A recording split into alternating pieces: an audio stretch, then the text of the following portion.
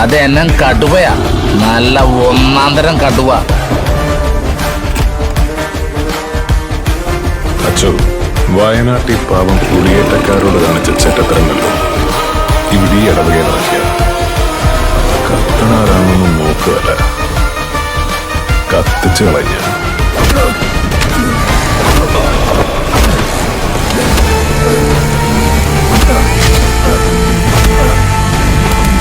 നിൽക്കുന്നേ കടുവാക്കുന്ന കോരുന്ന മാപ്പിളയുടെ ഊര.